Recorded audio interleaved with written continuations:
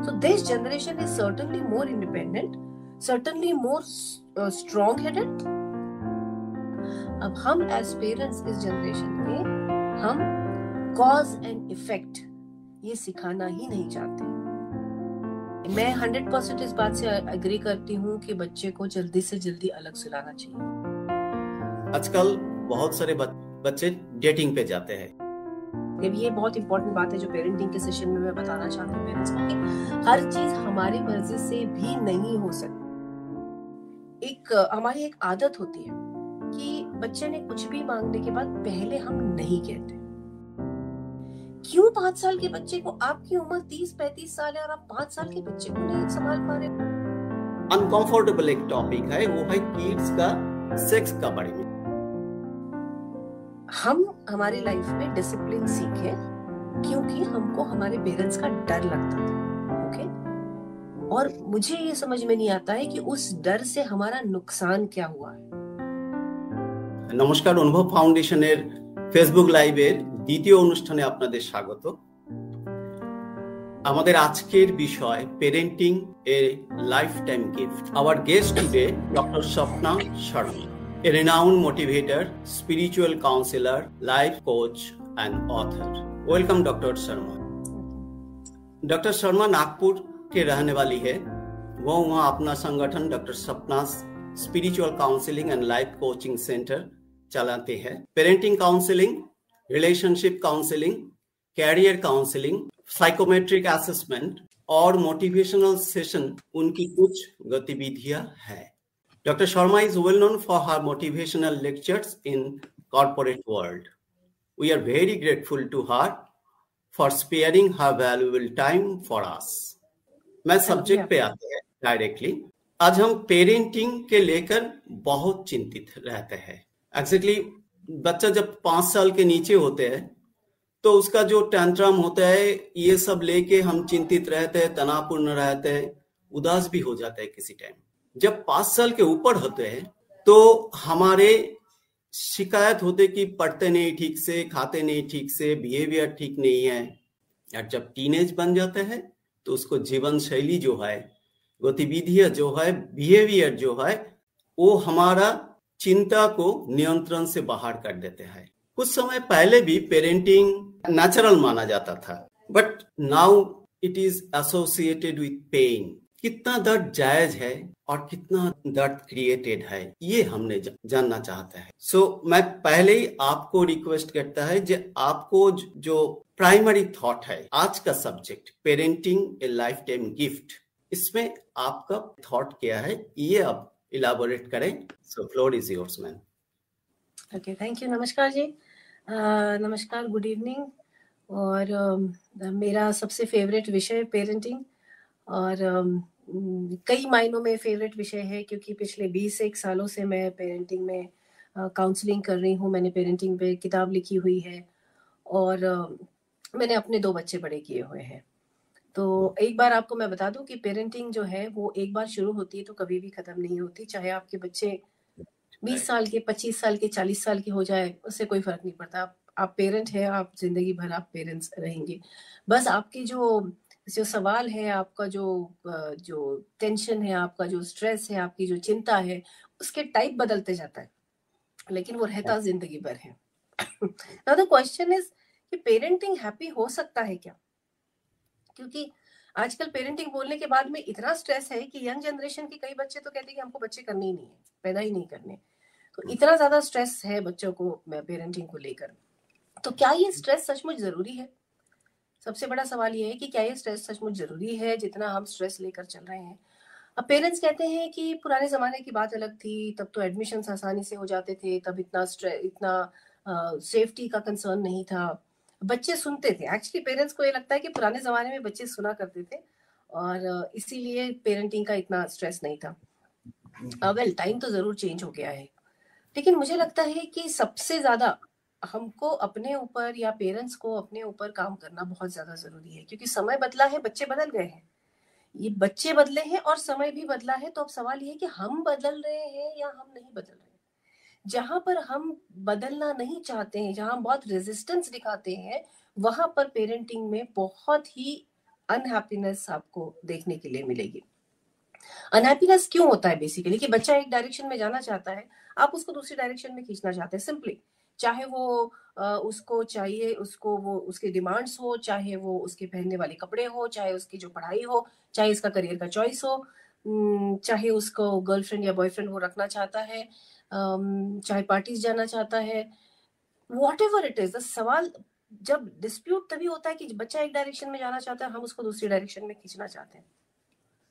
और बहुत सिंपल सा सोल्यूशन है कि अगर हम एक दूसरे को अलग डायरेक्शन में खींचना शायद बंद कर दे, तो शायद पेरेंटिंग बहुत कंपैरेटिवली बेटर हो जाएगी, शायद हैप्पीनेस पेरेंटिंग में ज्यादा हो जाएगी।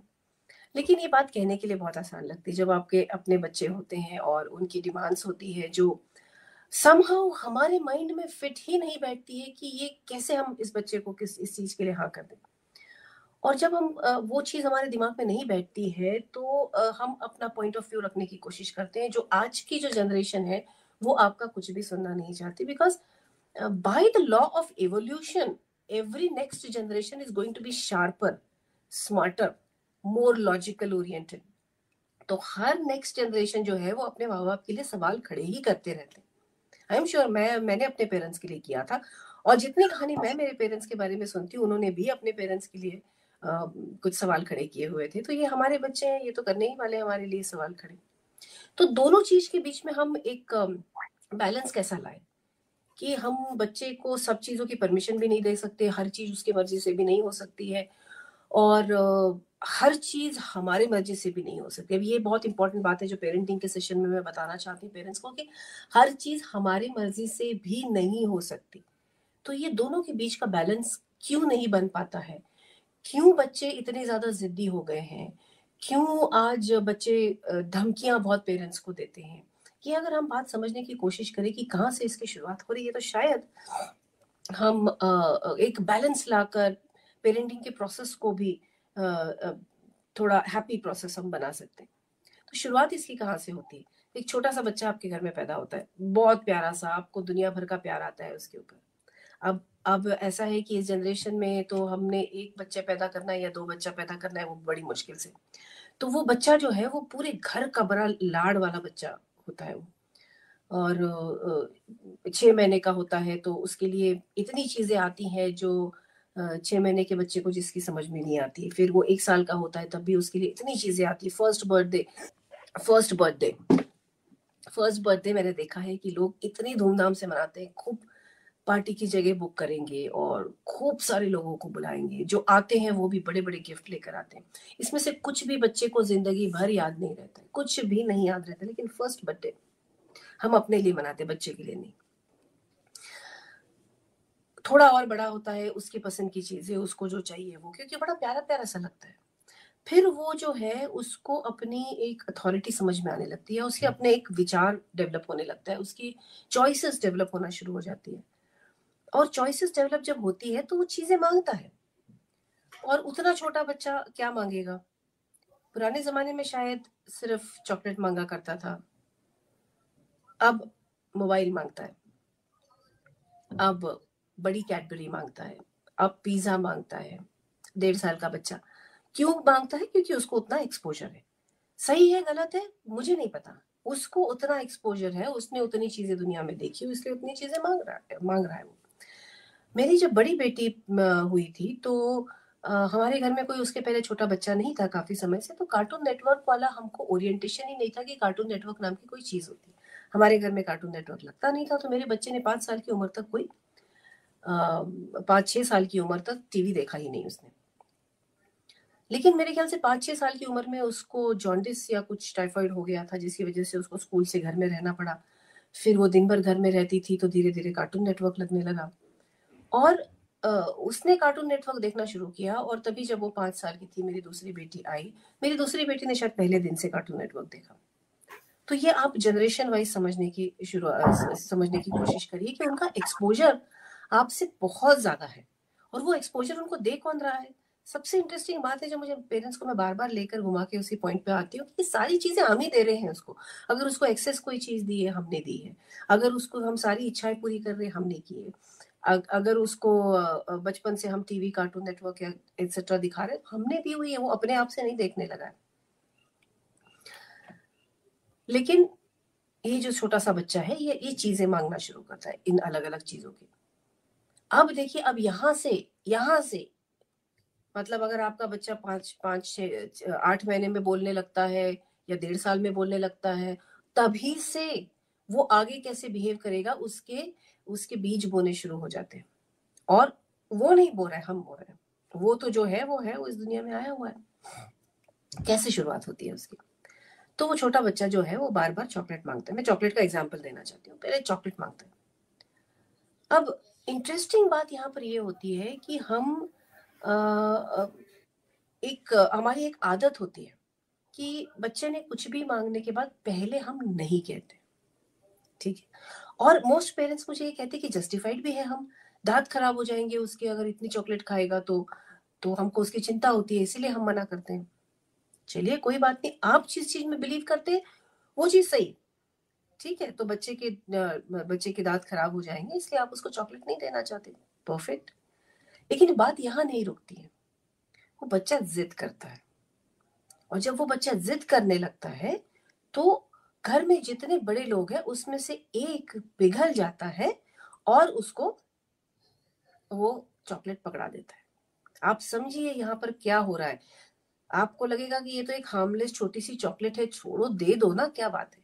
अब इसके अलग अलग रीजन होते हैं। देखिए, जैसे दादा दादी है घर में, उन्होंने अपने बच्चे बड़े किए हुए, उनको पता है कि ओवरऑल लॉन्ग टर्म में कोई फर्क नहीं पड़ता 2-4 चॉकलेट ज्यादा देने से, इसलिए वो बड़ी आसानी से दे देते हैं। हम जो है, हम बच्चे के टैंट्रम को जल्दी से जल्दी खत्म करना चाहते हैं, इसीलिए हम उसको दे देते हैं। अच्छा, देते हुए उसको हम धमकी जरूर देते, देखो अब दिया है, अगली बार से नहीं मिलेगा। लेकिन अगली बार फिर वो टैंट्रम करता है और फिर हम उसको पकड़ा देते हैं चॉकलेट। अब ये हमने बनाया एक पैटर्न। हमने पैटर्न क्या बनाया? हमने चॉकलेट देने का पैटर्न नहीं बनाया। हमने पैटर्न ये बनाया कि बेटा तुम कुछ भी मांगो, ओके, तुम कुछ भी मांगो, हम तुमको पहले नहीं बोलेंगे, लेकिन तुम टैंट्रम करो, हम तुमको दे देंगे। Please parents listen to this very very very carefully, कि हम बेटा तुम मुझे कुछ भी मांगोगे तो पहले मैं नहीं बोलूंगा, लेकिन बेटा तुमने ना ये आर्ट सीखना है कि किस तरह का टैंट्रम इस पेरेंट के साथ में काम आता है। वो टैंट्रम तुम जितना अच्छी तरीके से करोगे, तुमको तुम्हारे मर्जी का सब कुछ मिल जाएगा। This is what we are teaching our children. हम सिखा रहे हैं हमारे बच्चों को, याद रखिए। कई पेरेंट्स कहते हैं अरे कितनी जोर जोर से रोता है, मेरा तो दिमाग खराब हो जाता है। कई लोग कहते हैं कि देखो ये पूरा ऐसा नीला पड़ जाता है इसलिए मैं दे देता हूँ उसको। कोई कहता है कि भैया मैं देना नहीं चाहता लेकिन मेरी वाइफ दे देती है, या मैं देना नहीं चाहती मेरे हस्बैंड दे देते हैं, एक्सेट्रा। रीजन कुछ भी हो, कर हम ही रहे हैं।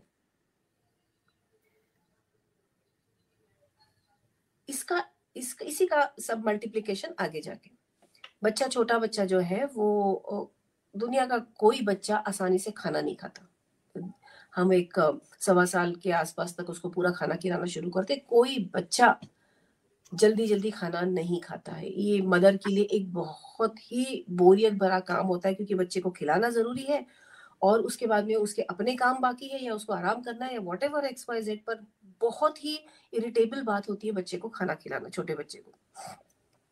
मुझे याद है कि मेरी बेटी तो मुंह में कौर ले लेती थी और उसको मुंह में ही रखे रहती थी, कितनी कितनी देर तक मुंह चलाती ही नहीं थी।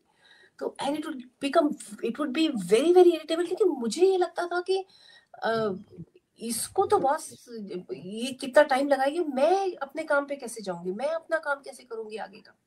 तो मेरी इरिटेबिलिटी बढ़ते जाती थी।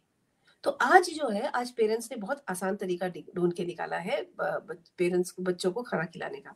और वो सिंपल से तरीका ये है कि एक कार्टून नेटवर्क या नर्सरी राइम्स या ऐसा ही कुछ आप आईपैड पे या फोन पे लगा के बच्चे के सामने रख दो और बच्चा फटाफट मुंह खोलता है। मैंने देखा हुआ है। तो फॉर्चुनेटली मेरे बच्चे छोटे थे, तो ये we did not have internet at all for a very long time, तो ये हमारे साथ हुआ नहीं। बट अब मैंने देखा है कि बच्चा देखते रहता है बिल्कुल एक टक, और उसको जो खिलाना है खिलाते जाओ। अब ये आदत किसने डाली है? ये आदत भी हमने डाली है। क्यों डाली हुई है? हमारे कन्वीनियंस के लिए, ओके। हमारे कन्वीनियंस के लिए हमने ये आदत डाल दी। अब ये बच्चा थोड़ा और बड़ा हो गया, अब ये जो है हर समय इसको वही देखना है जो आप, अच्छा ये सिर्फ खाने तक सीमित नहीं है। छोटे बच्चे जो होते हैं ना, उसको पहले खाने के टाइम माँ लगा के दे देती है, फिर माँ को अपना सीरियल देखना होता है इसलिए वो लगा के दे देती है, फिर उसको अपना काम करना होता है इसलिए वो लगा के दे देती है, फिर फादर शाम को आते हैं तो अभी तो खैर दोनों भी पेरेंट्स मोस्टली वर्किंग है, तो जब लोग शाम को आते हैं थोड़ा देर अले अले कुची कुची करने के बाद में जो है वो बच्चा टॉलरेट नहीं होता है हमको, क्योंकि हमारे दिमाग में 10 बातें होती है, हमको भी रिलैक्स करना होता है, फिर हम उसको अपना फोन पकड़ा देते हैं। आदत किसने डाली है ये प्लीज भूलना मत। फिर वो जिद करता है because it is interesting. Come on please try to accept. Parents ना मैक्सिमम चीजें एक्सेप्ट ही नहीं करते। हम लोग कितनी देर फोन नीचे रख पाते हैं सोच के देखिए आप। कोई नहीं रख पाता है, कोई भी नहीं फोन रख पाता है। लेकिन हम चाहते हैं कि हमारे बच्चों को ना बिल्कुल ये सब चीजों की आदत नहीं होनी चाहिए। उसने आउटडोर गेम्स खेलना चाहिए, उसने एक्सरसाइज करना चाहिए। कितने पेरेंट्स आउटडोर गेम्स खेलते हैं और एक्सरसाइज खेलते हैं, सब फोन पे लगे रहते हैं सब। और बहाने बनाते हैं, हम तो काम करते हैं। कोई काम नहीं करता है, कोई भी काम नहीं करता है फोन के ऊपर। एक आधा 5% का होगा, उसके ऊपर कुछ काम नहीं होता है फोन पे। आपको भी पता है, मुझे भी पता है, लेकिन हम झूठ बोलते हैं अपने आप से। और सारा दोष बच्चों के ऊपर डालना हमको बड़ा अच्छा लगता है। ये तो सुनता ही नहीं है, इसको तो समझता ही नहीं है कि कितनी बुरी बात है। मेरे पास लेकर आते, मैडम इसको समझाइए कि फोन नहीं यूज करे। भाई आप क्यों नहीं समझाते हो? क्योंकि आपकी सुनता नहीं है। और आपकी सुन क्यों नहीं रहा है? क्योंकि आपने पहले से उसको आदत क्या डाली है, बेटा टैंट्रम कर, टैंट्रम कर। मैं जब मना करती हूँ, मैं डांटता हूँ, तो टैंट्रम करो, ये मैंने सिखाया है उसको। मैंने ये नहीं सिखाया उसको कि बड़ों की बात माननी चाहिए, क्योंकि मुझे बचपन में बड़ा क्यूट लगता था, बड़ा प्यारा सा लगता था। मेरे बच्चे सुनते हैं। मैं नहीं कह रही भगवान के जैसे, हमने भी बहुत झगड़े किए, लेकिन एक पर्टिकुलर पॉइंट पे उनको पता है कि इसके आगे नहीं बढ़ना है। उनको मेरा डर लगता है। अब ये तीसरा एस्पेक्ट मैं आपको बता रही हूँ। हम हमारी लाइफ में डिसिप्लिन सीखे क्योंकि हमको हमारे पेरेंट्स का डर लगता था। ओके, और मुझे ये समझ में नहीं आता है कि उस डर से हमारा नुकसान क्या हुआ है। हमको एक रेस्पेक्ट भी था और डर था। फादर घर आने वाले हैं तो सबके सब किताबें लेके बैठ जाते थे, कोई ऑप्शन नहीं था उसमें। 7 बजे घर में आना है मतलब 7 बजे घर में, कोई ऑप्शन ही नहीं था। ज्यादा टैंट्रम, ज्यादा आवाज करेगी तो सिर्फ थप्पड़ पड़ता था, उसके आगे कुछ नहीं होता था। तो उससे हमारा नुकसान क्या हुआ है? I personally feel that I have developed a lot of discipline in life. मैं बड़ों के सामने बात कैसे करना है सीखी, क्योंकि बदतमीजी का एक शब्द भी निकलने के बाद में पहले थप्पड़ पड़ा करता था। आजकल के बच्चे जैसे जो से पेरेंट्स के ऊपर चिल्लाते, ये तो आउट ऑफ क्वेश्चन था। तो थप्पड़ पड़ता था, तो उससे मैंने सीखा कि बड़ों का रिस्पेक्ट करना चाहिए, चाहे भैया मेरे मन की बात ना हो। 90% ऑफ द टाइम मेरे मन की बात होती नहीं थी, लेकिन आवाज करने का तुमको हक नहीं है। लेकिन हमने क्या बताया, बेटा चिल्लाओ चिल्लाओ चिल्लाओ, तो तुम्हारे 10-15 बार चिल्लाने से तो हम तुम्हारी इच्छा पूरी कर ही देंगे। ये मैं पेरेंट्स का दोष है ये नहीं कह रही हूँ, मैं ये कह रही हूँ कि हाउ सर्टन प्रॉब्लम्स जो बड़े होने के बाद में हमको ज्यादा फील होने लगती है, वो प्रॉब्लम्स डेवलप कैसे होती है ये हमको समझना बहुत ज्यादा जरूरी है। अगर हम ये नहीं समझते हैं ना, तो मुझे ये लगता है कि हम फिर सारा दोष बच्चों के ऊपर दे देंगे। So this generation is certainly more independent, certainly more strong headed, और कई बार जो है ये लोग हमारे हमको पूरी तरह से क्रश करने की, वो क्या कहते हैं उसको, कैपेबिलिटी रखते हैं। ओके, बहुत सारे बच्चे बाय पर्सनालिटी ही गड़बड़ होते हैं। मैं ये नहीं कह रही कि सारा पेरेंट्स का ही दोष है, लेकिन क्या हमारे जनरेशन में गड़बड़ पेरेंट्स नहीं, बच्चे नहीं होते थे? एक घर में 3-3 4-4 बच्चे होते थे, सारे के सारे भगवान के जैसे थोड़ी होते थे। Used to be all kinds of kids. एक पर्टिकुलर पॉइंट के बाद माँ के सामने भले ही आवाज करे, लेकिन फादर के नाम से भी चुप्पी छा जाती थी। Was it wrong? और अगर वो गलत नहीं था, अगर हमारा कोई नुकसान नहीं हुआ है, अगर मुझे लगता है कि हमने तो अच्छी चीजें सीखी हुई है, तो फिर why are we not teaching all these things to our children? आपके लिए सवाल है, आप सोच के देखिए। चाहे आपका बच्चा किसी भी उम्र का है, क्यों हम डिसिप्लिन नहीं डाल पा रहे हैं? क्यों हम एक लाइन ड्रॉ कर नहीं पा रहे हैं कि इसके आगे नहीं चलेगा? इसके आगे नहीं चलेगा। आप इतना चलेगा बेटा, इसके आगे तुम्हारा बिहेवियर ठीक नहीं है, this is not acceptable, this will not be tolerated. ये हम क्यों नहीं कर पा रहे? ये एक सवाल मैं आप लोगों को आज देना चाहती हूँ कि मेरे पास में लोग 5 साल के 6 साल के बच्चे के लिए आते कि हमारा बच्चा बिल्कुल सुनता नहीं है। क्यों 5 साल के बच्चे को, आपकी उम्र 30-35 साल है और आप 5 साल के बच्चे को नहीं संभाल पा रहे हो? क्या रीजन है इस चीज का? इस चीज का रीजन क्या है? क्यों हम इतने हताश हो जाते हैं छोटे छोटे बच्चों के सामने टैंट्रम पे? चाहे वो 14-15 साल का बच्चा भी ना हो, उसको टैंट्रम की उस लिमिट तक क्यों पहुंचने दिया हमने? क्योंकि एक सिंपल सी चीज है, आप में से कुछ लोगों के बच्चे छोटे भी होंगे, तो वहां से कैसे शुरुआत होती है? तो आज के दिन अगर आपने चॉकलेट के लिए मना किया और बच्चे ने थोड़ा सा रो दिया, मम्मा प्लीज दे दो ना, मम्मा प्लीज प्लीज, मम्मा प्लीज, मम्मा प्लीज, मम्मा प्लीज, अच्छा बेटा अभी दे दो, अगली बार नहीं, हाँ एक ही लेना है। थोड़ा और बड़ा हो जाता है और हमारे ऊपर उसके ये क्यूटनेस का इफेक्ट नहीं होता है, तो वो जो चीज मांगता है हम मना कर देते हैं। तो फिर वो मम्मा प्लीज से लेकर वो नीचे जमीन पे लेटकर जोर जोर से रोना सीख लेता है। वो इसके उसके पास जाके कंप्लेन करना सीख लेता है कि चलो दादाजी को बताते, दादी को बताते, पापा को, मम्मी को, कहीं ना कहीं से तो मिल ही जाएगा, और मिल जाता है उसको। कुछ दिन के बाद में कई बार ये भी काम नहीं आता है। जब ये भी काम में नहीं आता तो फिर उसका अगला स्टेज, तब तक वो थोड़ा बड़ा हो चुका है, तब तक फिर वो धमकियां देना शुरू करता है, मैं खाना नहीं खाऊंगा जाओ। मुझे लगता है कि यार नहीं, 2-4 दिन खाना खाया तो क्या फर्क पड़ेगा? सोच के देखो, आप सोच के देखो। वो 80 साल के अन्ना हजारे जी 8 दिन तक खाना पानी कुछ नहीं खाया था, कुछ नहीं हुआ उनको। रहने दीजिए भूखा। और कोई भूखा नहीं रहता इस दुनिया में, कोई भी भूखा। और ये ऐसे टैंट्रम करने वालों में तो शक्ति ही नहीं होती कि भूखे रह सके। लेकिन नहीं भैया, हमारा दिल तो ऐसा पिघलता है, हाय मेरा बच्चा कितना भूखा है, इसको मैं क्या, आज बेटा देखो दिला दूंगी तो खाना खा ले। ये सीख लिया उसने। कुछ दिन के बाद उसका ये टेंशन भी हमारे काम नहीं आते, क्योंकि वो थोड़ा बड़ा हो गया, अब हमको आदत हो गई, भैया खाना तो खा, नहीं तो मत खाओ। फिर वो अगली चीज ढूंढ के निकालता है। वो क्या करता है? जोर से दरवाजा बंद करके कमरे के अंदर जाता है, मैं अभी बाहर ही नहीं निकलूंगा। फिर इस जनरेशन के माँ बाप के एंटीने खड़े हो जाते, हाय राम, ये अपने आप को कुछ कर ना ले, ये अपने आप को कुछ कर ना ले, बेटा बाहर आ जा, बेटा बाहर आ जा, बेटा बाहर आ जा, मैं तेरे को दिलवा दूंगा। Are you seeing a pattern? नहीं सुनने की आदत हम अपने बच्चे को नहीं लगा रहे, और नहीं का मतलब नहीं होता है ये हमने अपने बच्चे को नहीं सिखाया हुआ है। नहीं का मतलब हमने उसको ये सिखाया है कि और टैंट्रम करो, ये इतना काम नहीं कर रहा है बेटा, और थोड़ा टैंट्रम कर लो, this is the meaning of no, this is what we have taught him. और उसका इफेक्ट हम अब बड़े बच्चों में देख रहे हैं। मेरे पास जिस तरह के केसेस आते, मैं आपको बता नहीं सकती। कि फिर वो थोड़े बड़े होने के बाद में फिर बच्चा बोलता है कि मुझे बाइक चाहिए। अब वो 15 साल का हुआ है, उसको बाइक नहीं दे सकते हैं आप, आपको पता है लॉजिकली कि एक्सीडेंट्स होते हैं, सब होते हैं, लेकिन वो बहुत पैर पटकता है, बहुत तमाशे करता है, दरवाजा बंद कर लेगा, खाना नहीं खाएगा, अच्छा बेटा लेके चले जाओ। फिर वो बोलता है मुझे अपनी गाड़ी चाहिए। फिर ऐसे ही नौटंकी करके उसको अपनी गाड़ी आप दिला देते हो। फिर उसने जिंदगी में एक ही चीज सीखी, अब वो बाहर जाता है, कॉलेज में, स्कूल में, उसको कोई लड़की पसंद आती है, या लड़की होगी तो उसको कोई लड़का पसंद आता है। अब प्रपोज करने के बाद में वो लड़की मना कर देती है। अब नहीं का मतलब हमने क्या सीखा है? Increase your level of tantrum, right?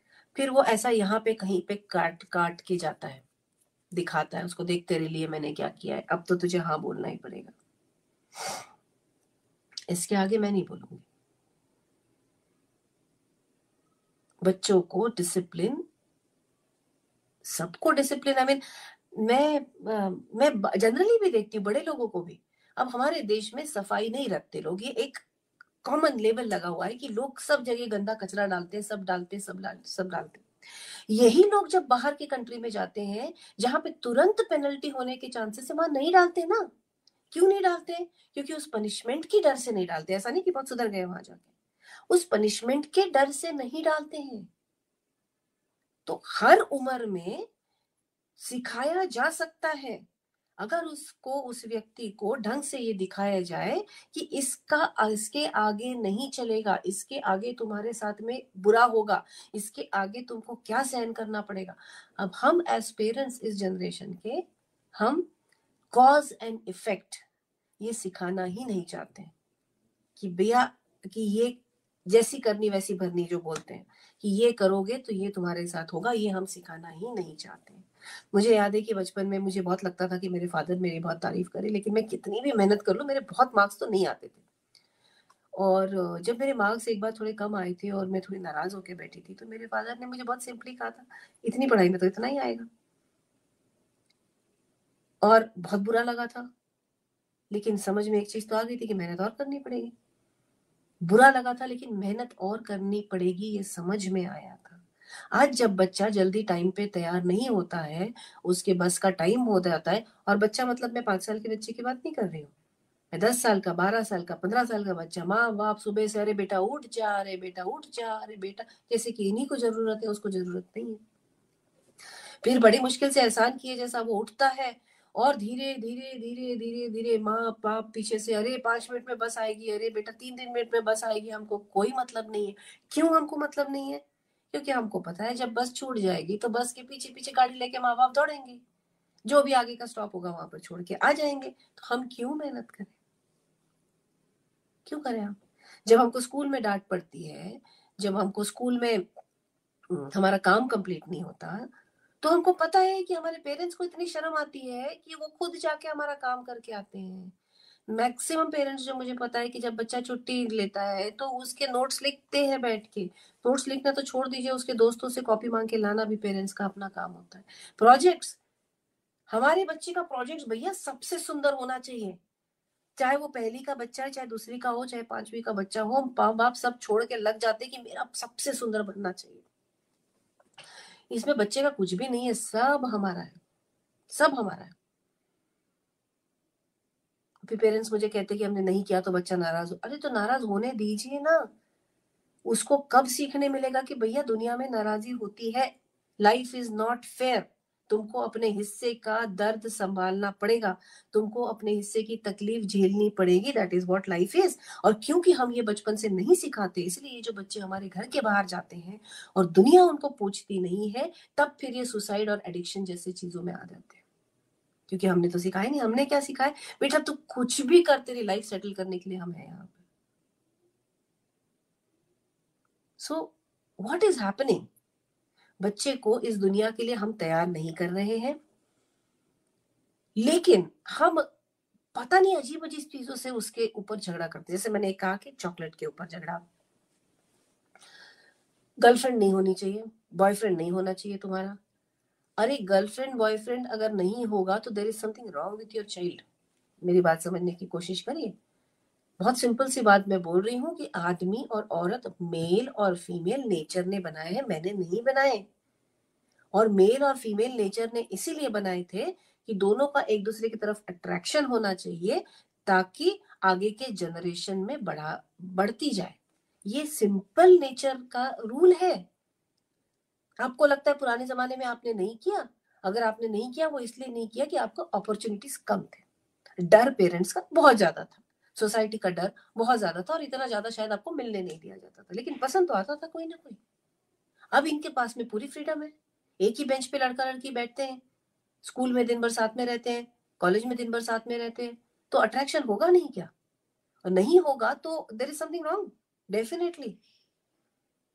तो हम वो चीज के पीछे पड़ जाते हैं। मुझे लगता है कि आपकी प्रॉब्लम क्या है? उसको गर्लफ्रेंड है या बॉयफ्रेंड है, इसीलिए आप उसका दिन रात उसके पीछे पड़े हुए हो। उसका मूड खराब है, आपका मूड खराब है, पढ़ाई नहीं कर रहा है जो उसने। आपका मेन फोकस क्या है? नहीं, ये सब गर्लफ्रेंड वगैरह के चक्कर में पड़ेगा तो ये पढ़ाई नहीं करेगा। अरे भैया तो पढ़ाई कैसे करना ये सिखाइए ना। Sit with your child, sit with your child सबसे ज्यादा मिसिंग चीज है आज की दुनिया में। आज जब बच्चा 4-5 साल का, 6 साल का, 8 साल का, समझ लीजिए सेकंड थर्ड फोर्थ मैक्सिमम तक पहुंच जाता है, तो पेरेंट्स को अचानक लगता है अब ये बड़ा हो गया, इसको ना इंडिपेंडेंट स्टडीज की आदत लगनी चाहिए, इसको स्पून फीडिंग नहीं आना चाहिए। मतलब वो 4-5 चौथी 5वीं का बच्चे को सब ये पता होना चाहिए कि डिस्ट्रैक्शन नहीं होना चाहिए, मैंने अपने आप से रोज पढ़ाई करनी चाहिए। चौथी 5वीं का बच्चा मतलब 10 साल का, उसको पूरी दुनिया का ज्ञान होना चाहिए। हमको 40 की उम्र में भी नहीं समझना चाहिए कि भैया distraction is a part of nature. हम कौन सा मेरिट में आ गए थे, और मान के चलो आप मेरिट में आ भी गए थे, तो जरूरी है क्या दुनिया का हर बच्चा मेरिट में आना चाहिए? तो बच्चों को डिस्ट्रैक्शन होता है, क्या हम ये एक्सेप्ट करेंगे? क्या हम ये एक्सेप्ट करेंगे कि studies is not interesting, it's a very boring thing? क्या हम ये एक्सेप्ट करेंगे कि आज मीडिया की वजह से, सराउंडिंग की वजह से बच्चों को बहुत डिस्ट्रैक्शन है हमसे, हमारे कंपैरिजन में, और पढ़ाई इंटरेस्टिंग नहीं है? तो उनको पढ़ाई कैसे करना है ये इस जनरेशन के हिसाब से सिखाना पड़ेगा। नो वन, ना स्कूल सिखाती है ना पेरेंट्स सिखाती कि हाउ टू स्टडी, कि हर बच्चे का कंसंट्रेशन पैटर्न अलग होता है। ये कोई भी पेरेंट्स एक्सेप्ट करने को तैयार नहीं। हमने बड़े स्कूल में डाला है ना, इसके मार्क्स आने ही चाहिए, नहीं आ रहा है हम उठा के किसी बड़े ट्यूशन में डाल देंगे, मार्क्स तो आने चाहिए। क्यों? क्योंकि हम पैसा खर्चा कर रहे हैं। अब पैसा खर्चा करने का और मार्क्स आने का क्या रिलेशन है मुझे नहीं पता, I have no idea at all. But आप किस चीज के लिए झगड़ा कर रहे हैं भाई? बच्चे को अगर पढ़ाई नहीं हो रही है, आपको लग रहा है, तो सी कि उसकी पढ़ाई क्यों नहीं हो रही है। अगर बच्चा नेचुरली मोटिवेटेड नहीं है, डिस्ट्रैक्टेड रहता है, get him a home tutor. Home tutor जब 1-to-1 बैठ के पढ़ाता है तो बच्चे का बराबर ध्यान लगता है। I have too many cases like this कि बच्चे 30-40-50% से लेके मेरिट तक आ गए हैं, जस्ट बिकॉज उनको सिर्फ होम ट्यूटर प्रोवाइड किया गया। लेकिन वो उस तरफ हम देखते भी नहीं है, हम उस बारे में सोचना भी नहीं चाहते। हम काउंसलिंग अपने बच्चों की अपनी कराने ही नहीं चाहते। हम सिर्फ चिल्लाते रहेंगे, ऐसा क्यों किया, ऐसा क्यों किया, यहाँ क्यों गया, वो लड़की को क्यों देखा, वो लड़के को क्यों देखा, एक्सेट्रा एक्सेट्रा। लेकिन रिजल्ट हम क्या चाहते हैं कि उसकी पढ़ाई बहुत अच्छी हो। ये दोनों चीज का तालमेल नहीं है। ये हमको 40 साल की उम्र में भी समझ में नहीं आ रहा है, लेकिन उसको 15 साल की उम्र में पूरी तरह से समझना चाहिए। And when we are living in so many conflicts, how do you expect parenting to be a happy thing? कुछ तो हमको भी आगे बढ़ना पड़ेगा, कुछ तो हमको भी समझना पड़ेगा कि ये टाइम बदल गया है। कुछ तो हमको भी समझना पड़ेगा कि हमको आधे रास्ते तक आना पड़ेगा, तब बच्चे आधे रास्ते तक आके हमारी बात सुनेंगे। कुछ तो हमको भी समझना पड़ेगा कि discipline is very important for their life. आप उसको डिसिप्लिन नहीं सिखा के कोई उसके ऊपर बहुत प्यार मोहब्बत नहीं जता रहे हो। मुझे लगता है कि अगर मैं अपने बच्चे को प्यार करती हूँ तो मैं उसको इस दुनिया को फेस करने के लिए तैयार कर सकूं, भले ही उसके बाद बच्चा मेरी तरफ पलट के ना देखे। ये मेरे लिए प्यार की डेफिनेशन है। ये मेरी जिम्मेदारी है एज अ पेरेंट्स कि जिस दिन मेरा बच्चा घर से बाहर निकलने को तैयार है, क्या ये दुनिया फेस करने को रेडी है, क्या ये अपनी देखभाल कर सकता है, क्या ये इमोशनली इतना स्ट्रांग है कि किसी ने कुछ भी बोला तो भी ही कैन विथस्टैंड इट। ये सारी चीजें हम सिखाने की बजाय, इन सब चीजों के ऊपर काम करने की बजाय, हम ढूंढ ढूंढ के वो चीजें, पड़ोस का लड़का मेरिट में आ रहा तो मेरा मेरिट में क्यों नहीं आ रहा है, फला बच्चे को स्कॉलरशिप मिली तो मेरे बच्चे को क्यों नहीं मिल रही, वो बैडमिंटन में मेडल लेकर आया है तो मेरे बच्चे को कुछ नहीं, ये नालायक है, वो ऐसा है, वो वैसा है। लेकिन जहां डिसिप्लिन कराने की बारी आती है वहां हमारा अचानक से प्यार उमड़ने लगता है। आप कंट्रोवर्सी समझिए, वहां अचानक से, नहीं ना बेचारा सुबह से खाना नहीं खाया, नहीं खाना तो खिला दूं उसके बाद में बोलो, मैं पिज्जा के लिए कैसे मना करूं, खाने के लिए तो मांग रहा है बेचारा, और कुछ तो मांगता नहीं है। वहां आपके सारी प्यार ममता आ जाती है जब उसको कुछ सिखाने की बात आती है। तो हम क्या कर रहे हैं, हमारे बच्चे को हम दुनिया के लिए रेडी नहीं कर रहे हैं, और जो हमको तकलीफ हो रही है उनसे हम कंटिन्यूअसली कंप्लेन करके उन्हीं के ऊपर उस चीज का दोष देते जा रहे हैं। और हम इस कंप्लेन में ये सोचते हैं कि today parenting is very difficult. Yes it is difficult, क्योंकि हमने उसमें से वो पेरेंट्स का डर, पेरेंट्स के लिए रिस्पेक्ट, एक घर में सिस्टम रूल्स सब हटा दिया है। It is going to be difficult, क्योंकि इंसान है, अल्टीमेटली इंसान है। अगर आपको भी कोई डर ना हो ना कि कल अगर मैं काम पर नहीं गया तो महीने के एंड में पैसे नहीं आएंगे, या अगर मैंने खाना नहीं बनाया तो शाम तक मुझे भूख से हालत खराब हो जाएगी, आपको डर ना हो तो आप भी ना करोगे। ये इंसान की फितरत है, ये मैं नहीं कह रही हूँ, साइकोलॉजी में प्रूवन है। By nature human being is lazy, lazy है ह्यूमन बीइंग बाय नेचर। तो वो तो बच्चा है, उसको तो सारी इजी लग्जरी चीजें सब पसंद आएगी। सब माँ बाप बोलते हैं तो किताब ही नहीं पढ़ता। भाई आप कितना पढ़ते हो? इंडिया में तो मैंने हार्डली देखा किसी के घर, लोगों के घर में बुक्स तक नहीं है, बुक शेल्फ तक नहीं है। रईसों के घर में जाके देखा हुआ मैंने, बड़े बड़े घर बनाए हुए, सब टाइप के महंगे वाली मूर्तियां रखी हुई है, लेकिन किताबों की एक शेल्फ नहीं होती। बट बच्चे को पढ़ने में इंटरेस्ट होना चाहिए। सो आई हैव जस्ट प्रोड्यूस्ड एक पिक्चर मैंने आपके सामने क्रिएट किया हुआ है कि अगर हम बच्चे को डिसिप्लिन, रूल्स, लाइन, कौन सी लाइंस होती है हर चीज में, वो नहीं बोलना, बच्चे नाराज होंगे उनको नाराज रहने दो, हर बार उनको खुश करने की जरूरत नहीं है, हर एक को अपने हिस्से का दुख झेलने की आदत जितना बचपन से पड़ जाए उनकी लाइफ बेटर होती है। और अगर हम चीजों को पर्सपेक्टिव में रखें कि भैया इसको अगर मुझे मार्क्स लाने हैं तो मैं बाकी चीजों के बारे में ध्यान न देते हुए मैं मार्क्स के ऊपर इसको कैसे ये पढ़ाई कर सकता है उसके ऊपर उसकी हेल्प करूं। 10 बार उसके पीछे नहीं पड़ना है कि पढ़ते नहीं हो। समझ के अगर मेरी समझ में नहीं आ रहा तो किसी टीचर की हेल्प लूं, नहीं तो काउंसलर के पास ले जाके कि भैया इसका यूनिक प्रॉब्लम क्या है, how can I help this child. तो अगर हम प्रॉब्लम सॉल्विंग पे ध्यान दे बजाय इसके कि दिन भर उसकी बच्चे की गलतियां निकालने में या उससे आर्ग्यूमेंट कर करके झगड़ा करने में, तो मुझे लगता है parenting is a natural thing. It's happy, there is nothing wrong with parenting at all, जो आज इतना हुआ बन के रह गया है। So I think we can go ahead with questions after this. Exactly, I am hearing you. I think that when I was in a prime time of parenting, why I have missed such advice. 10 साल पहले हम लोग ये organisation start किया था। We are all telecom engineers, but हम लोग इस बारे में बहुत इंटरेस्टेड था। मेरे एक साइकोलॉजिस्ट फ्रेंड है, वो हमको हेल्प किया था ये ऑर्गेनाइजेशन तैयार करने के लिए। अल्टीमेटली जब हम लोग पेरेंट को साथ इंटरेक्ट किया है, कहाँ पे भी एक स्टिग्मा लगता है ऐसा जे everything is okay but I will stand as I think. Ultimately क्या होता है ना, ये रिजल्ट जब आने लगता है after as 18, 19, 20, then they are very much frustrated. A lot of people after having the problem coming to us, we think it is very much problem to solve because ऐसा सिखाया गया है, अभी उसको अनलर्न करने बोला जा रहा है। तो ये अनलर्न करना इतना इजी नहीं है। हम लोग जब 10 साल पहले स्टार्ट किया था तो हम लोग इसके साथ मेंटल हेल्थ के बारे में भी बात कर रहा था। बहुत सारे आदमी बताया कि मेंटल हेल्थ और पेरेंटिंग को एक साथ कर रहा है कैसे, ये जस्टिफाइड नहीं है। सो मेंटल हेल्थ लेके भी एक प्रॉब्लम है, जो मेंटल हेल्थ और मेंटल डिसऑर्डर को सिनोनिमस कर दिया गया। मैं क्वेश्चन पे जाते हैं। अनकंफर्टेबल एक टॉपिक है, वो है किड्स का सेक्स का बारे में, किड को साथ सेक्स का बारे में बात करना, क्योंकि अपना जो बच्चा है उसको साथ ये इंफॉर्मेशन ठीक से शेयर नहीं होने का कारण से बहुत कुछ आजकल हो रहा है, ये हम लोग देख रहे हैं। Do you think this is right to talk with the children at the particular time? And if it is right, then when it is right to talk, right time to talk about this subject? देखिए क्या है कि हर बच्चा अलग अलग तरह का होता है, उसके मैच्योरिटी की स्पीड अलग होती है। सो कहीं पे एक 10 साल का बच्चा जो है वो बहुत मैच्योर हो सकता है, और कई जगह मैंने देखा है कि 15 साल का लड़का भी जो है उसको मैच्योरिटी नहीं आई होती। तो there is no particular age when you have to talk to your kids.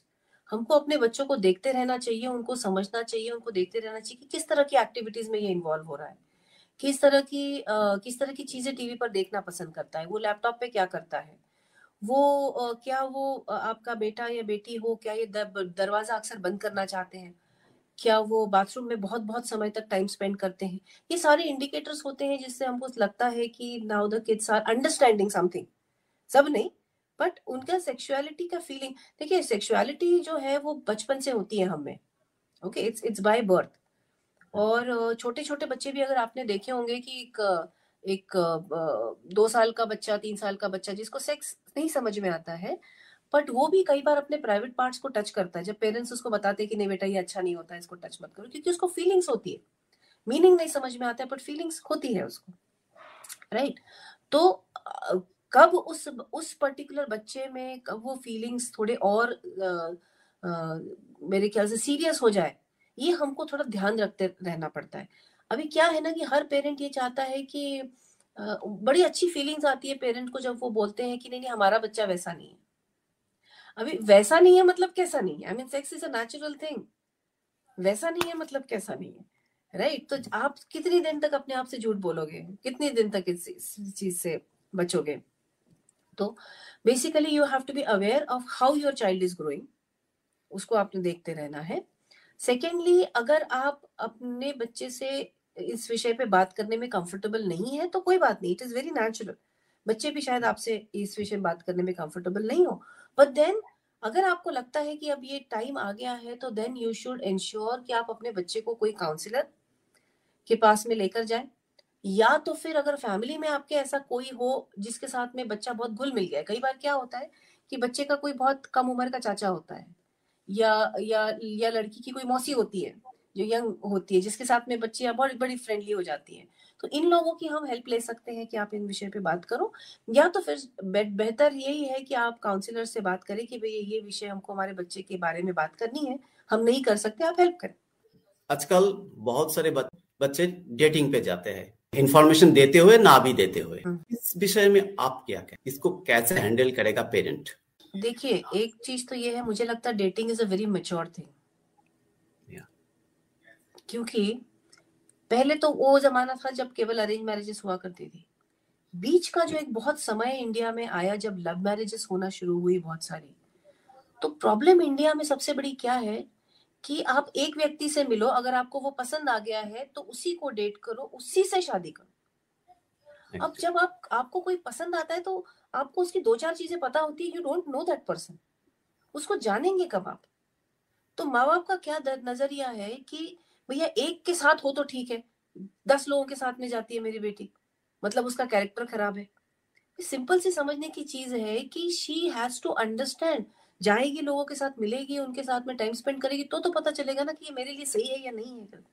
तो मुझे लगता है कि inherently dating is very mature thing, ठीक है, लेकिन कौन सी लाइन क्रॉस करना है और कौन सी लाइन नहीं क्रॉस करना, इस बारे में बच्चों से बात करना जरूरी है, उनको नहीं समझ में आता है। और खास करके क्या होता है कि जब लड़कियां अपने से बड़ों लड़कों को डेट करती है, मतलब मान के चलिए लड़की है 15-16 साल की और लड़का है 20 साल का, तो there is a huge possibility कि वो लड़का बहुत जल्दी रिलेशनशिप में सेक्स की डिमांड करेगा, राइट? तो ये हमको ध्यान रखना जरूरी है कि भैया किस तरह के लोगों से मिलती जुलती है वो, तो अगर डेट पे भी जा रही तो कौन है वो। अगर हम अपने बच्चों को ये सब चीज से नाराज हो जाते हैं कि तुम डेट पे क्यों जा रहे हो, तुम हमेशा यही करते रहते हो, तो आपको बिना बताए करेंगे, so you will not know कि वो किसके साथ जा रहे हैं, क्या कर रहे हैं, कहां पर, क्योंकि चोरी छुपे करेंगे। सो इजंट इट अ बेटर, करेंगे तो जरूर। देखिए, महाभारत के काल से आज तक कोई बच्चे ने अपने माँ बाप के कहने पे कुछ छोड़ा नहीं है, किसी ने भी। तो जरा हम दिमाग में ये सोचे कि हम जो नहीं नहीं बोलते हैं ना, कि पेरेंट्स जो है एक बार बच्चे को समझा देते हैं, फिर बच्चा छुपाना शुरू करता है और पेरेंट्स कहते हैं कि नहीं मेरा बच्चा तो बड़ा शरीफ है। तो ये तो हम वो जो है ना, आंख बंद की जो बिल्ली, आंख बंद करके बिल्ली दूध पीती है और उसको लगता है कि मुझे कोई नहीं देख रहा है, वैसे ही हम पेरेंट्स करना चाहते हैं कि भैया मेरा बच्चा वैसा नहीं है, फिर कुछ भी करे मेरे आंख के पीछे तो चल जाता है। मुझे लगता है कि बच्चों को सेफ्टी सिक्योरिटी के लिए पेरेंट्स का सपोर्ट होना बहुत ज्यादा जरूरी है। मैंने देखा है कि अभी जैसे मेरे बच्चे मुझसे बहुत ओपन है, बहुत फ्री है मेरी लड़कियां, जब वो बात करती हैं तो वो कहती है कि आपको बताने के बाद में ना एक स्ट्रेंथ आती है कि ठीक है, भले ही मैं गलती करूं, मुझसे गलती हो जाए, but still you know it gives me a lot of strength. फिर अगर कोई वो लड़का, अगर वो रिलेशनशिप गलत है, लड़का ब्लैकमेल कर रहा है या कुछ भी कर रहा है, तो बच्चे आपसे आपकी मदद मांग सकते हैं। और अगर आपने बिल्कुल पहले डांट डूट के उनको बोल दिया कि ऐसा करना ही नहीं है, तो बच्चों के साथ जब गलत होता है ना, तो वो आपको बता भी नहीं पाते, और उनकी मदद फिर कौन करेगा। तो dating is not a bad idea, but it has to be monitored.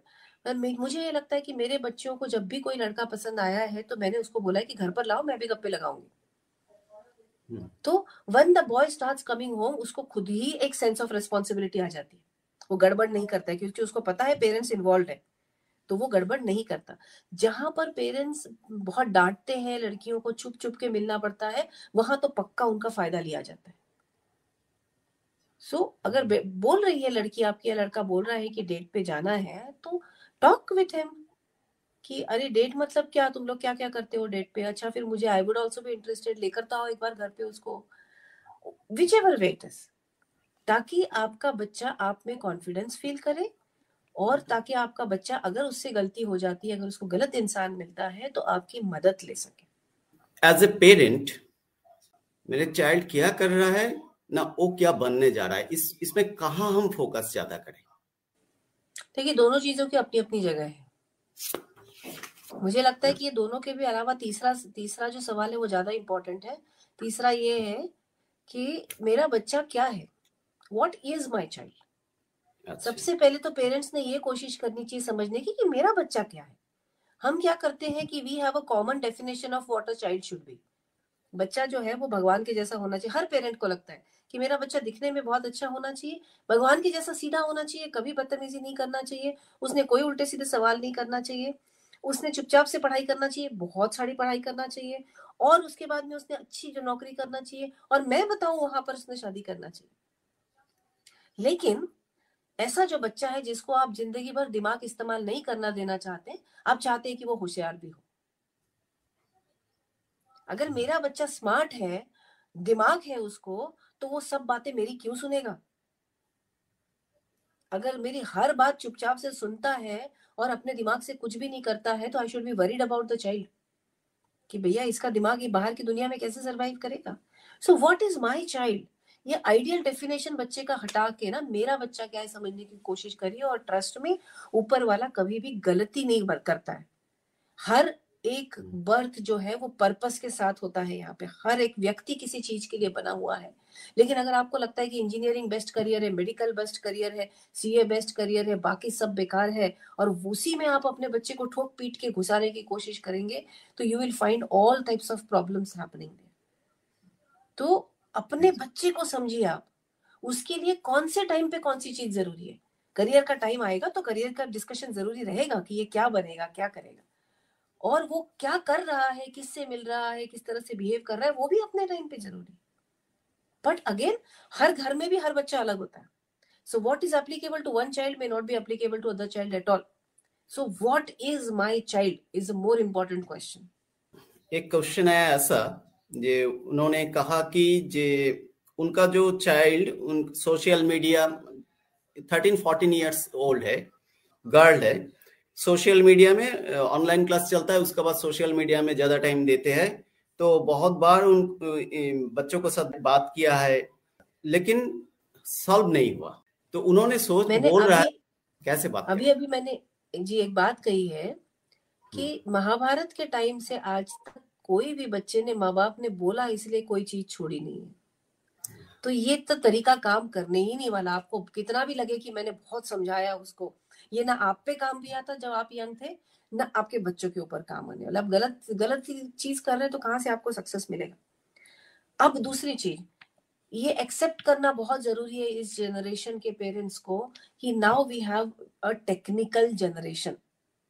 Everyone is going to be on technology 24/7। ये हम एक्सेप्ट करेंगे तो हमारा लाइफ आसान रहेगा। ठीक है। अब तीसरी चीज, अब इसमें दो चीजें आती है कि बच्चा पढ़ाई प्रॉपरली कर रहा है या नहीं, और कहीं सोशल मीडिया पे गलत चीजें नहीं कर रहा है। ये दो चीजों पे हमने फोकस करना चाहिए, बजाय इसके कि वो सोशल मीडिया पूरा टाइम यूज करता है। वो क्या कर रहा है।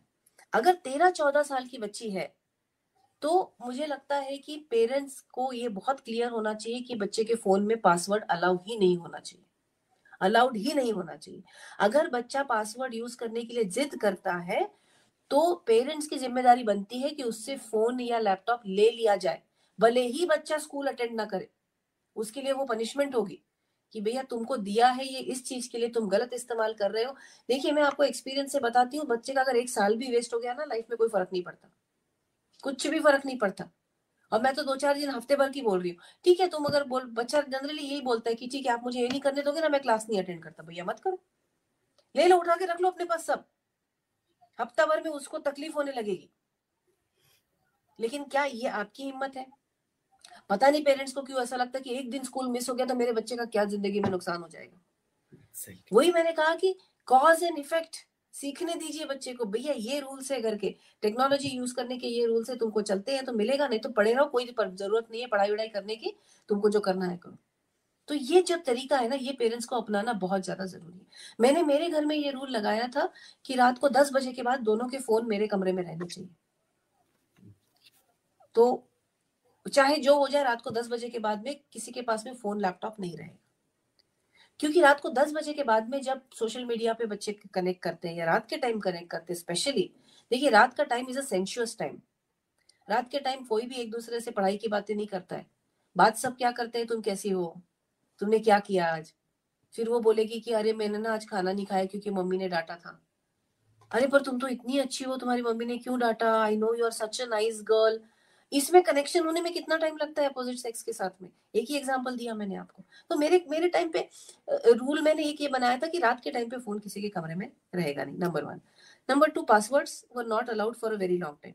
12th के बाद में फुल फ्रीडम मैंने दिया था। तो ये जो कुछ चीजें हैं, और प्लस अगर आपकी पढ़ाई अफेक्ट होती है, आपके मार्क्स मुझे दिख रहे हैं अफेक्ट हो रहे हैं, तो भैया तुमको कुछ नहीं मिलेगा, फिर तो you will not have access to anything. और आप बिलीव नहीं करेंगे कि मैंने फोन पे गलत एक्टिविटी देखने के बाद 50,000 का फोन तोड़ दिया है। मुझे फर्क नहीं पड़ता कि वो 50,000 का है, but the child learning the lesson is more important. मैंने वार्निंग दिया था, if you don't care I don't care.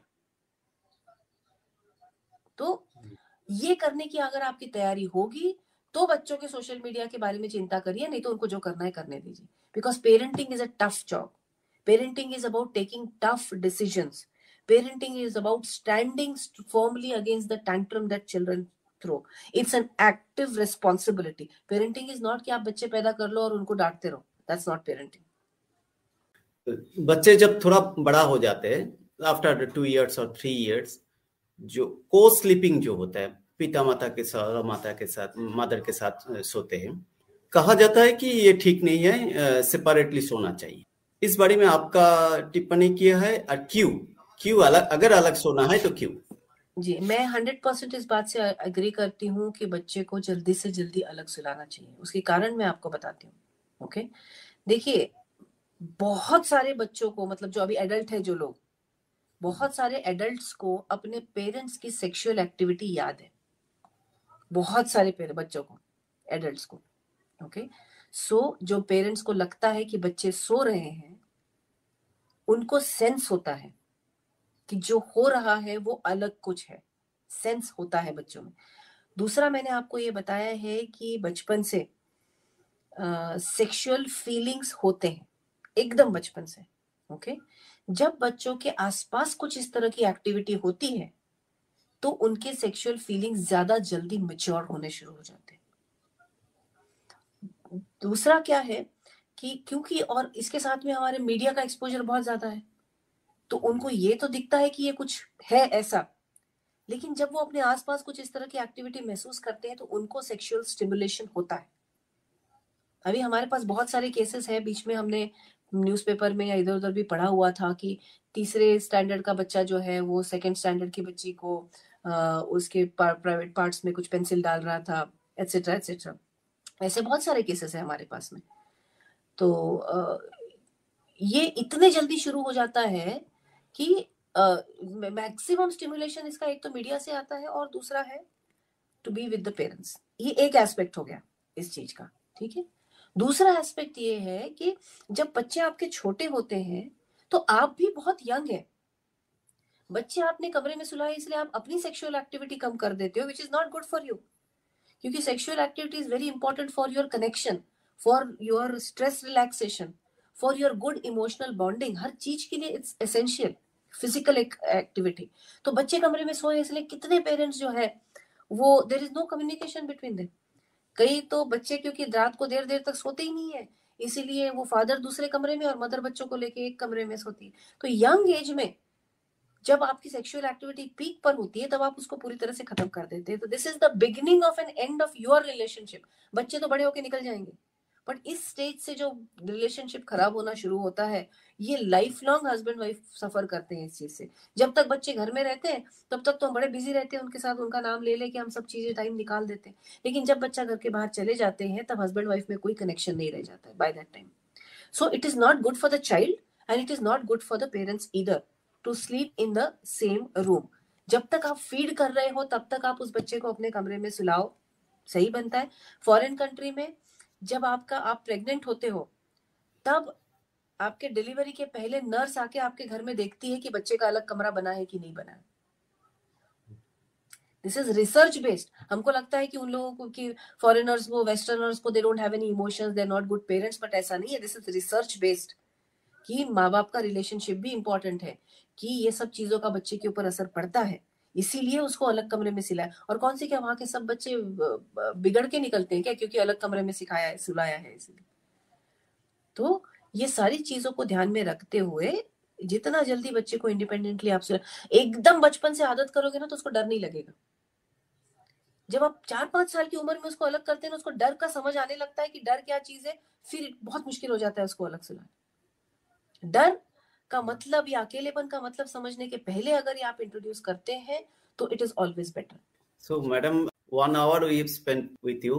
ये टाइम कैसे चला गया मैं याद भी नहीं कर पाया.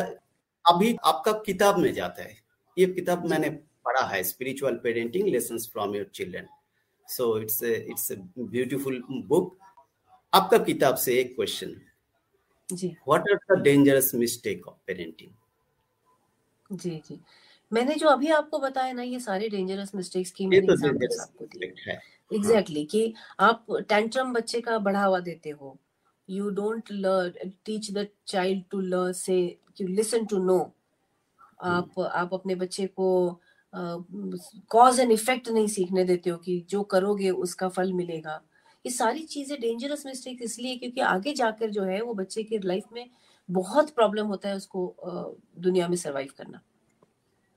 आपका लास्ट वर्ड?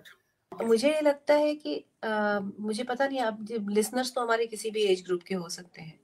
मैं ये कहना चाहूंगी कि parenting is a nice thing, but today's generation, अभी जो यंग जिनकी शादी हुई है, they have to first think are they ready for parenthood. सिर्फ दुनिया में सब बच्चे पैदा करते हैं इसलिए हमने कर लेना is not a very good idea.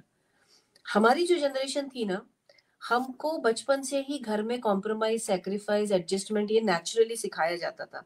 सीख लेते थे हम, क्योंकि पैसा बहुत नहीं हुआ करता था, लोग ज्यादा हुआ करते थे, सब चीजें शेयर हुआ करती थी, पेरेंट्स का डर था, तो ये सारी चीजें हमें नेचुरली थी. This generation is not been taught these things. Independent है हर एक को, मतलब घर में सबका लैपटॉप भी अलग होता है, चॉकलेट तो छोड़ ही दीजिए, लैपटॉप तक अलग होता है, सबका कमरा अलग होता है, बाथरूम अलग होता है. तो हमको एडजस्टमेंट, कॉम्प्रोमाइज, सैक्रिफाइस हमने सीखा ही नहीं है. And becoming a parent means a lot of change you have to bring into your own life. क्योंकि आपने उन बच्चों को पैदा किया है, इसीलिए उनके लिए आपको सैक्रिफाइस करना पड़ेगा. और सैक्रिफाइस किस तरीके से कि आपको उनको टाइम देना पड़ेगा. You have to give them lot of time. और अगर आपका काम कुछ इस तरह का है तो हो सकता है कि आप में से एक को काम भी छोड़ना पड़े या आपको फ्लेक्सिबल वर्किंग लेना पड़े. आप ये बोल ही नहीं सकते हो कि मैंने इतना पढ़ाई लिखाई की है, मैं क्यों अपना पढ़ाई छोड़ दूं, मैं क्यों अपना इनकम छोड़ दूं, मुझे भी अपना इंडिपेंडेंस चाहिए. जब आप इस तरह से अगर आपका विचार है तो मेरा बहुत स्ट्रांगली सजेशन है, please do not have kids. It is okay not to have kids. 8 साल के बाद, 10 साल के बाद में, 15 साल के बाद में आप चाहो तो आप अडॉप्ट कर सकते हैं, आप सरोगेसी कर सकते हैं, आप कुछ भी कर सकते हैं अगर आपको लगता है तो. But young children, when you bring into your life, when you are also young, you really have to be as a couple very, very mature to bring them up. Otherwise या तो कपल के बीच में ये हो जाता है, breakup हो जाता है.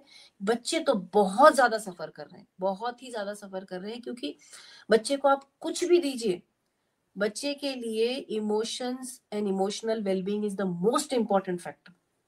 बाकी आप उसको कम पैसे दीजिए, छोटे स्कूल में डालिए, कोई फर्क नहीं पड़ता.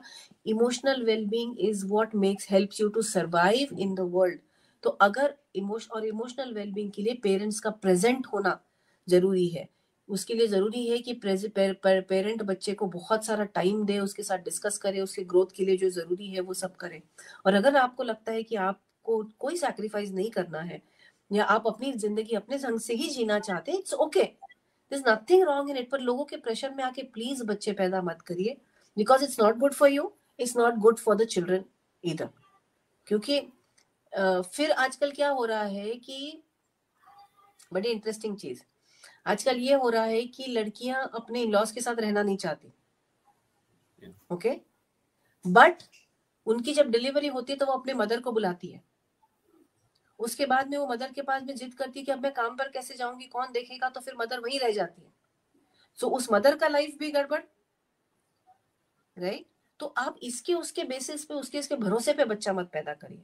पूरा सैक्रिफाइस करके या एडजस्टमेंट करके, मैं तो कह भी नहीं रही कि आप जॉब छोड़िए, but to be present for the child all the time, not just getting presents for the child. To be present for the child is the most important factor in bringing up the children.